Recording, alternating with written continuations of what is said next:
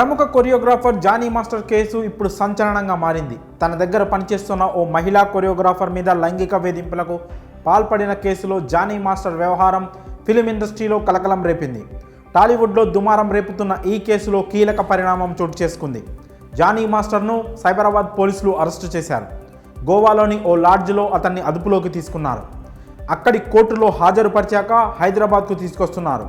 అయితే Johnny master భార్య Ayesha police స్టేషన్లో రచ్చరచ్చ చేయడం ఇప్పుడు చర్చనీయాంశంగా మారింది. నా జానీ ఎక్కడ, అతన్ని చూడాలి అంటూ ఆమె రచ్చ చేసింది. జానీ మాస్టర్ నార్సింగ్ పోలీస్ స్టేషన్లో ఉన్నట్లు ఫేక్ కాల్ రావడంతో అతడి భార్య అక్కడికి చేరుకుంది. అతన్ని చూడాలంటూ రచ్చ చేసింది. దీంతో ఆమెకు పోలీసులు సర్ది చెప్పారు. జానీ ఇంకా హైదరాబాద్ చేరుకోలేదని, గోవా నుంచి తీసుకొస్తున్నామని తెలిపారు. సిటీకి చేరుకునేందుకు ఇంకా టైం పడుతుందని తెలిపారు. దీనికి సంబంధించిన వీడియో సోషల్ మీడియాలో వైరల్ అవుతోంది.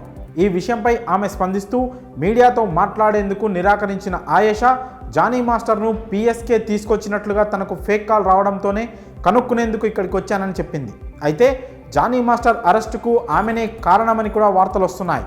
జానీ మాస్టర్ ఆచూకీ ఆమెనే చెప్పిందని వినిపిస్తోంది. కాగా ఈ కేసులో బాధిత లేడీ అసిస్టెంట్ కొరియోగ్రాఫర్ తాను ఇచ్చిన కంప్లైంట్లో ఆయేషా పేరును కూడా చేర్చిన విషయం తెలిసిందే. జానీ మాస్టర్ను నేరుగా ఉప్పర్పల్లి కోర్టులో హాజరుపరిచే అవకాశం ఉంది.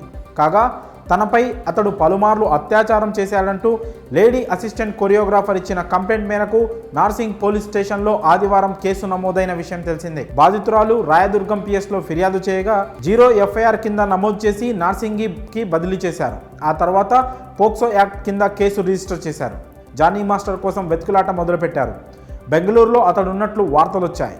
అయితే గోవాలో అతన్ని అదుపులోకి తీసుకున్నట్టు సైబరాబాద్ పోలీసులు వెల్లడించారు. జానీని హైదరాబాద్కు తీసుకొస్తున్న తరుణంలో అతడి భార్య పోలీస్ స్టేషన్లో హల్చల్ చేయడం ఇప్పుడు చర్చనీయాంశంగా మారింది. అతడు పిఎస్లో ఉన్నట్లు ఫేక్ కాల్ రావడంతో నా జానీ ఎక్కడంటూ ఆయేషా రచ్చరచ్చ చేసింది.